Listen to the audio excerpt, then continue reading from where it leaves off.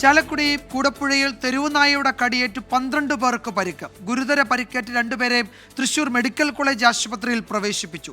2 ആഴ്ച മുമ്പ് 6 പേരെ കടിച്ച തെരുവുനായ ചത്തതിനെ തുടർന്ന് നടത്തിയ പരിശോധനയിൽ പേവിഷബാധ സ്ഥിരീകരിച്ചിരുന്നു. കൂടപ്പുഴ ക്ഷേത്രത്തിന് സമീപത്തെ മേഖലയിലാണ് തെരുവുനായ വ്യാപകമായി ആളുകളെ ആക്രമിച്ചത്. സ്ത്രീകളും കുട്ടികളും അടക്കമുള്ള വഴിയാത്രക്കാരായ 12 പേർക്ക് പരിക്കേറ്റു. ഒരു വീട്ടമ്മയുടെ കൈ നായയുടെ വായ്ക്കകത്ത് അകപ്പെട്ടു. മകനെത്തി നായയുടെ വായ വലിച്ചു തുറന്നാണ് കൈ പുറത്തെടുത്തത്.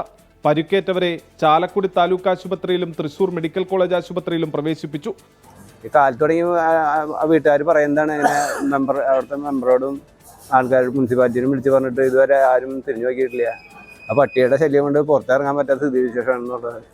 റോഡിൽ നടന്ന് അടിക്കുന്നത് ചുവന്ന പട്ടിയാണ്.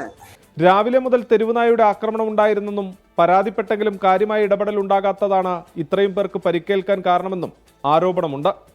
ആ ഭാഗത്തുള്ള ആളുകൾ വാർഡ് കൗൺസിലറെ അറിയിച്ചിട്ടും എന്നിട്ട് പോലും അതിൽ ഒരു ശ്രദ്ധ കാണിക്കാനായിട്ട് ചാലക്കുടി നഗരസഭയ്ക്കോ വാർഡ് കൗൺസിലർക്കോ പറ്റിയിട്ടില്ല. ഇത് എന്ത് നിലപാടാണ് ചാലക്കുടി നഗരസഭ ഭരണപക്ഷം എടുക്കണേ? 2 ആഴ്ച മുൻപും തെരുവുനായയുടെ ആക്രമണത്തിൽ 6 പേർക്ക് കൂടപ്പുഴയിൽ പരിക്കേറ്റിരുന്നു. പിന്നീട് നായ ചത്തതിനെ തുടർന്ന് നടത്തിയ പരിശോധനയിൽ പേവിഷബാധയും സ്ഥിരീകരിച്ചു.